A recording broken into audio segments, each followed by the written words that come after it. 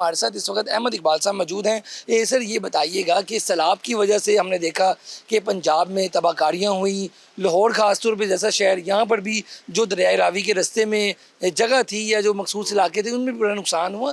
तो आप क्या देख रहे हैं, हुकूमत इस हवाले से काम तो कर रही है, मज़ीद भी एक स्पेल आ गया है मानसून का, 11वां स्पेल जो है 16 से 19 तक, तो किन इलाकों में क्या क्या काम हुआ इसके बारे में? सबसे पहली बात तो ये है कि मेरा ख्याल है लाहौर वालों को शुक्र अदा करना चाहिए कि वो महफूज रहे हैं। मेरा अपना इलाका सैलाब से बहुत शदीद मुतासर हुआ है। सबसे पहला जो पंजाब में सैलाबी रेला है वो ज़िला नारोवाल में आया 26 अगस्त की सुबह 10 बजे। मैं उस वक्त जम्मू कश्मीर के बॉर्डर पे ख़ुद खड़ा था जब 10 फुट की लहरें जो हैं वो सैलाबी रेला हमारे इलाके में आया, और इस वक्त कोई 72-74% ज़रई ज़मीन नारोवाल की जो है वो सैलाब से मुतासर हो चुकी हुई है। ये एक कुदरती आफत है। अब बात यह है कि ये कुदरती आफात कैसे आती हैं।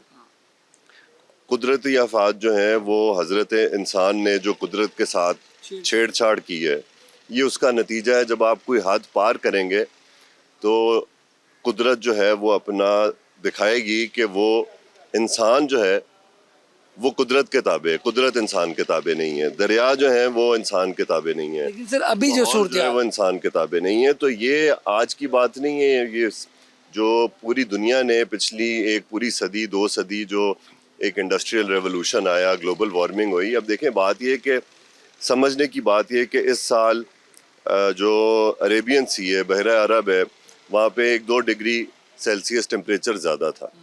अगले साल भी ज़्यादा होगा, उससे अगले साल और ज़्यादा होगा, यानी क्लाउड फॉर्मेशन हर साल बढ़ेगी। हुकूमत इस पे क्या कर रही है सर? अभी भी जिन इलाकों में लोग बैठे हैं, घर उनके पास उनके डूब गए हैं और खाने को उनके पास खाना या पानी उस तरह से नहीं है, जो हालात हम जनूबी पंजाब में खास तौर पे देख रहे हैं, वहाँ पे क्या काम किया जा रहा है? उन्होंने क्या किया जाए? हुकूमत पूरी तरह मुतहर्रक है। मैं खुद अब 3 हफ्ते दिन रात अपने ज़िले में रहा हूँ, इंतज़ामिया के साथ, पुलिस के साथ।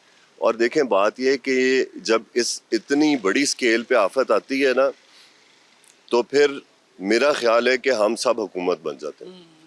और जो हुकूमत ने किया, हुकूमत ने अपनी तमाम तर जो बरूए कार लाए, तमाम वसाइल को, हर चीज़ को, लेकिन जो शहरी तंजीमों ने, जो नौजवानों ने बढ़ चढ़ के जिस तरह हिस्सा लिया, अगर वो हमारे साथ इस चीज़ में हिस्सा ना लेते तो हम ये फ्लड फाइटिंग करने में उस तरह कामयाब ना होते जिस तरह होते। बहुत सारे रज़ाकार हैं जो हमारे साथ शामिल हुए, और जो इसमें अब एक लेसन है हमारे लिए, वो ये है कि हमें मरकज़ियत जो है अपने निज़ाम में उसको कम करना है, और इख्तियारात को, वसाइल को, ताकत को और अवाम की नुमाइंदगी को सबसे निचली सतह पर लेके जाना है, ताकि आइंदा अगर कभी ये आफत आए तो आपके पास विलेज लेवल पर आपके पास टीम्स मौजूद हों, ट्रेनिंग्स हुई हुई हों, रज़ाकार हों, सिविल डिफेंस हो, यूनियन काउंसिल के दफ्तर फ़ाल हों।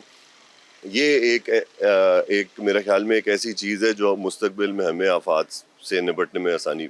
लास्ट पे अहमद इकबाल साहब ये बताइएगा कि इस ऐवान में लोग, आप नुमाइंदे आवाम आपको मुंतखब करती है, तो डैम्स जिससे बचा जा सकता है इस तरह की आफात से, उसकी बात क्यों नहीं होती? बिल्कुल कोई डैम आपको इस सैलाब से नहीं बचा सकता। ये बात ना कहीं देखें, जो पंजाब में जो रिवर रावी हैं, सतलुज हैं, इन पे तो हम डैम बना ही नहीं सकते। रावी कोट नैना से दाखिल होता है। आप बताएं, कोट नैना से लेके साउथ पंजाब तक कोई ऐसी जगह बना दें जहाँ पे पहाड़ी सिलसिला हो, जहाँ पे कोई डैम बन सके, नहीं बन सकता। दूसरी बात ये कि वो तो हम वैसे ही रिवर उन्हें दे चुके हैं, इसमें तो 20-25 साल पानी नहीं आया। ये तो एक अनयूजुअल वेदर इवेंट हुआ है। इसके तरीके हैं, लेकिन वो उसमें बात या गौर उस पर शुरू हुआ है। बिल्कुल उस पर बात होनी चाहिए।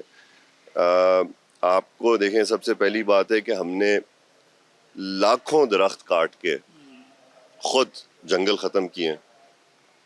आज आप देखें पूरा पंजाब, अगर आप हेलीकॉप्टर पे चलें बॉर्डर के साथ साथ, आपको भारतीय साइड पे ऐसे लगेगा जैसे जंगल है, और इधर आपको सा लगेगा जैसे सहरा है, जब ख़ास तौर पे जब कटाइयाँ हो रही होती हैं गंदम की। तो ये तो हमने खुद अपनी ज़मीन के साथ ये ज़्यादती की है। अब ज़रूरत इस चीज़ की है कि हम छोटी झीलें बनाएं, मानसून झीलें बनाएं, वाटर रिचार्जिंग वेल्स बनाएं, और पानी को अल्लाह ताला की एक नेमत समझ के जैसे एक अब एक स्केर्स रिसोर्स समझ के इसकी कदर करें और इसको प्रिजर्व करें और कोशिश करें कि अपने जो वाटर वेज हैं उनमें भी हमें ज़रूरत है अब वहाँ पे कि उनको हम इर्द गिर्द की आबादी के लिए महफूज बना सकें, और जो ऐसी आबादियाँ हैं जो हमेशा इसकी जद में आती हैं उनको जो है पहले से ही महफूज बनाया जाए। उनको महफूज बनाया जाए। मैं तो अब इस हद तक भी कहूँगा, लोगों की इमोशनल अटैचमेंट होती है, सदियों से रह रहे हैं कि जी अगर आपने हर साल डूबना है, इससे बेहतर है कि हुकूमत आपको रीसेटल करके आपको नई जगह पे बिठा दे। हर साल आप डूबते हैं, हर साल फिर दोबारा रिकंस्ट्रक्शन होती है, तो इस बारे में भी कोई संजीदगी से सोचना पड़ेगा। शुक्रिया जी, आप गुफ्तगू सुन रहे थे अहमद इकबाल साहब की। हुकूमत में हैं और जो बातें चल रही हैं इस वक्त ज़ेर गौर हैं, सल्यूशन क्या है उस पर भी बात कर रहे थे। आगे चलते हैं और मज़ीद MPA से बात करें। हमारे साथ सलमान शाहिद साहब मौजूद हैं, पाकिस्तान तहरीक इंसाफ के MP हैं और लुटन से इनका ताल्लुक़ है और वो इलाका या हल्का सारा ही इस वक्त डूबा हुआ है। तो सलमान शाहिद साहब, सारा इलाका डूबा हुआ है, क्या वहाँ पे रिहेबिलिटेशन या पानी निकलने का कोई काम नहीं हो रहा? क्या सूरत हाल है? आप ऐवान में नुमाइंदगी करते हैं अपने हल्के की, तो क्या सूरत हाल है ये बताइएगा। जी थैंक यू वेरी मच मेरा मौक़िफ़ लेने के लिए। देखिए बहुत नुकसान हुआ है हमें सतलुज वाली जो है ना, सतलुज ने बहुत डैमेज किया। मेरा हल्का खसूसी लुडन, जमलेरा, साउका सारा ही डूब गया। मैं अभी हल्के में ही था, इजलास के लिए आया हूँ। हम खुद भी फ्लाई काम कर रहे हैं, लेकिन हुकूमत भी अब आके थोड़ी सी होश आई है हुकूमत को, खैमा बस्तियाँ लगी हुई हैं, लेकिन जिस तरह वहाँ पे सपोर्ट हमें चाहिए थी उस तरह की नहीं नज़र आती। ज़्यादा जो हुकूमती अरकान है, मैं CM की बात नहीं कर रहा, जो वहाँ के लोकल हुकूमत के नुमाइंदे हैं वो सिर्फ फ़ोटो सेशन में बिजी हैं। 99% फ़ोटो सेशंस कर रहे हैं और बार बार रेस्क्यू की कश्ती पे खुद 20 सवार होके पानी में के फेरे लगा के आ जाते हैं, उसका किसी को कोई फायदा वहाँ पे काम इस वक्त नहीं हो रहा, बिल्कुल भी नहीं हो रहा, कि हो रहा है और फ्लाई लोग काम कर, फ्लाई लोग बहुत कर रहे हैं, हुकूमत नहीं कुछ कर। अल खिदमत फाउंडेशन बहुत काम कर रही है, जमात इस्लामी बहुत काम कर रही है, हम PTI की तंजीमें वो भी काम कर रही हैं, लेकिन एज इन जो हुकूमत की जिम्मेदारी है वो DC DPO उस तरह बिल्कुल एक्टिव मुझे तो नहीं नजर आए। बहुत शुक्रिया जी, आप गुफ्तगू सुन रहे थे सलमान शाहिद साहब की। उनका इलाका पूरा पानी में डूबा हुआ है और कोई जो है बात नहीं हो रही। और हमारे साथ इस वक्त जो है अवैस विरक साहब मौजूद हैं, इनसे बात करेंगे। अस्सलाम वालेकुम जी वालेकुम। अवैस भाई, ये बताइएगा कि सैलाब से हमने देखा पंजाब तबाह हो गया, हल्के डूब गए। आप बताइएगा क्या इस वक्त आपके हल्के की सूरत हाल है और क्या कहेंगे सैलाब जो आया है इस पर हुकूमत आपको काम करते दिखाई दे रही है रियल में? अच्छा, थैंक यू सो मच भाई, ये बड़ा अहम टॉपिक है और मैं आपका शुक्रगुजार हूँ कि आप आवाम की आवाज़ बन रहे हैं। मेरे हल्के में भाई जो है वो तकरीबन 2 यूनियन काउंसिल जो हैं जो रावी के साथ लगती हैं शरकपुर की, वो मुतासर हुई हैं। लोग वहाँ पे काफ़ी, उनके घरों को भी नुकसान पहुँचा है और सबसे ज़्यादा जो नुकसान पहुँचा है वो लोगों की फसलों को पहुँचा है। अभी भी वहाँ पे पानी खड़ा हुआ है और पानी निकलने का रास्ता नहीं है, तो आइंदा आने वाली फसलें भी जो हैं वो लोगों की जो है उसको बहुत नुकसान आपको होगा। लगता है कि आने वाले दिनों में फिर जो फूड बास्केट थी जब वही तबाह हो गई तो फिर फसलें तो महंगी हो जाएंगी, जो ज़राअत है ये सब जो सब्जियां खासतौर पर वो महंगी हो जाएंगी? बिल्कुल ऐसे ही, क्योंकि वो काश्तकारी नहीं कर पा रहे। जो पानी आया है बंद क्रॉस करके उसके वापस जाने का रास्ता नहीं है, तो लोग जो है वहाँ पे दोबारा फसल काश्त नहीं कर सकते। वो सूरज से ही, अल्लाह की रहमत से ही वो जो है दोबारा जो है वो एपरेट ही होगा, उसको निकलने का रास्ता नहीं है। वैसे भी और बात, आपके हल्के में ये जो चीज़ें हुई हैं, वो जो घर हैं जिनके अंदर सैलाब का पानी आया, क्या वो घर रहने के काबिल हैं आपको लगता है, या आपको लगता है कि नहीं वो दोबारा ही बनेंगे, दोबारा रिस्ट्रक्चरिंग होगी उनकी, क्या लगता है? अच्छा, उसमें भाई 2 तरह के घर हैं। जिनको थोड़ा नुकसान पहुंचा है वो तो शायद जो है उनकी थोड़ी बहुत मरम्मत से बचत हो जाए, लेकिन कुछ ऐसे हैं जहाँ पे पानी काफ़ी देर खड़ा रहा है, तो उनकी जो नींवें वगैरह होती हैं, घर की बुनियादें हैं, वो कमज़ोर हो गई हुई हैं। दूसरा जो आपने सवाल किया गवर्नमेंट के हवाले से, मैं खाली रुकन अपोजिशन होने की बुनियाद के ऊपर ये नहीं कहूँगा कि मैं गवर्नमेंट में तनकीद बराए तनकीद करूँ, कुछ तनकीद बराए इस्लाह भी की जाती है। गवर्नमेंट को मज़ीद बेहतर काम करने की ज़रूरत थी। मैं आपको अल्लाह के नबी की एक हदीस इसमें ज़रूर कोट करूँगा। रसूल अल्लाह ने सल्लल्लाहु अलैहि वसल्लम ने सहाबा किराम से जब कहा था कि कुछ जंग के लिए और दीगर मामलात के लिए जो है वो सारे जो है वो पार्टिसिपेट करें, तो एक सहाबा जो थे वो अपने घर का सारा सामान ले आए, एक सहाबी रसूल जो थे वो घर का आधा सामान ले आए, तो एक सहाबी वो भी थे जो चंद एक खजूरें लेके आए थे। तो वो जो चंद एक खजूरें थी वो रसूल अल्लाह ने सल्लल्लाहु अलैहि वसल्लम ने उस सारे सामान के ऊपर रख दी और उसकी फजीलत बयान कर दी। तो मैं इस कौम से भी कहना चाहूँगा, जो हमारे आपके चैनल के तवसत से जो लोग हमें सुन रहे हैं, इसमें होता नहीं है कि आपने किसी को 10 लाख या 10 करोड़ या 1 करोड़ ही देना है। आप जितनी मदद कर सकते हैं लोगों की करें। लोग बड़े परेशान और बेहाल हैं। तो गवर्नमेंट को जो है वो मज़ीद बेहतर करने की ज़रूरत है। लोग बहुत परेशान हैं, लोग देख रहे हैं, हुकूमत वक्त की ये जिम्मेदारी होती है, आम शहरी की जिम्मेदारी नहीं है। आम शहरी जो है वो चार खजूरों से भी कर सकता है, लेकिन हुकूमत की जिम्मेदारी ज़्यादा है, तो हुकूमत को चाहिए अपना बेहतर किरदार अदा बहुत करें। शुक्रिया जी, आपने अवैस फ़िरक साहब की गुफ्तगू सुनी है। आगे चलते हैं और मज़ीद MPs जो इस हल्के से या जिनके सैलाब में तबाहकारियों से हल्के डैमेज हुए हैं उनसे बात करते हैं। हमारे साथ इस वक्त डिप्टी स्पीकर पंजाब असम्बली जो हैं वो मौजूद हैं। सर ये बताइएगा कि सैलाब से आपने देखा कि जो पंजाब में तबाहकारियाँ हुई हैं, अब जनूबी पंजाब वाला एरिया जो डैमेज हो रहा है, तो क्या आपके जो 371 का ऐवान है, लोग हैं, आपको आगे मसाइल भी बताते होंगे, क्या इस वक्त सूरत हाल है और हुकूमत जो काम कर रही है उसके ऊपर भी ज़रा कमेंट कीजिए।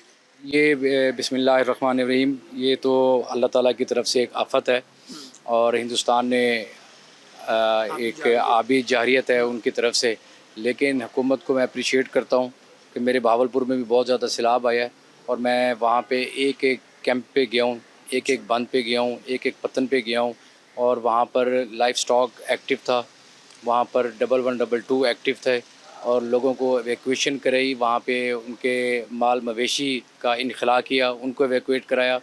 वहाँ पे खुराक का जो इंतज़ाम है इंतहाई ज़बरदस्त है।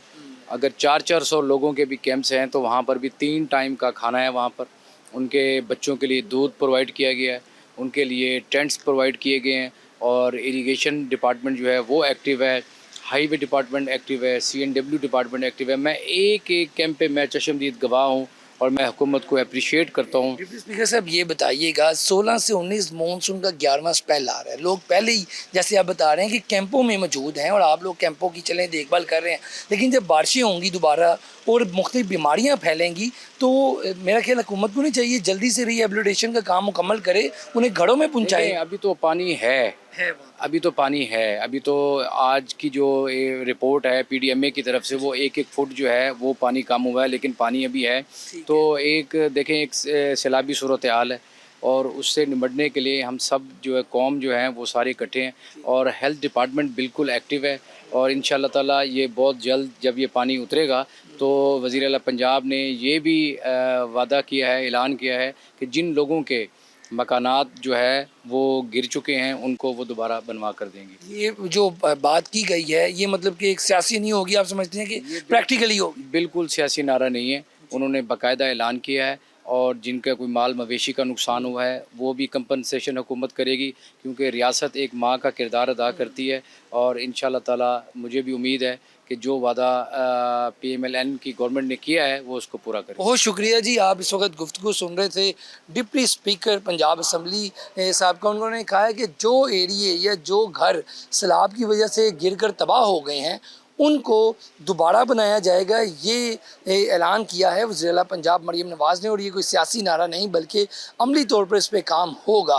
फ़िलहाल पानी बहुत से इलाकों से तो चला गया है लेकिन बहुत से इलाकों से पानी कम हुआ है, वहाँ पर मौजूद अभी भी है और उसके बाद दोबारा मानसून का जो स्पेल आ रहा है वो ख़तरनाक है, मुख्तलिफ बीमारियाँ फैलने का खदशा भी है। तो गुजारिश यही है कि जो मुग़य्यर ज़राअत हैं वो अपनी मदद खुद भी जाएँ, ऐसे इलाकों का विज़िट भी करें, क्योंकि ये आफत है, इस पर खाली हुकूमत ही नहीं काम करेगी, बाकी जो हम लोग हैं सारे शहरी हैं इनको मिलकर ऐसी आफत का मुकाबला करना पड़ेगा। आज के इस प्रोग्राम के साथ अपने मेज़बान को दें इजाज़त। अल्लाह हाफ़िज़।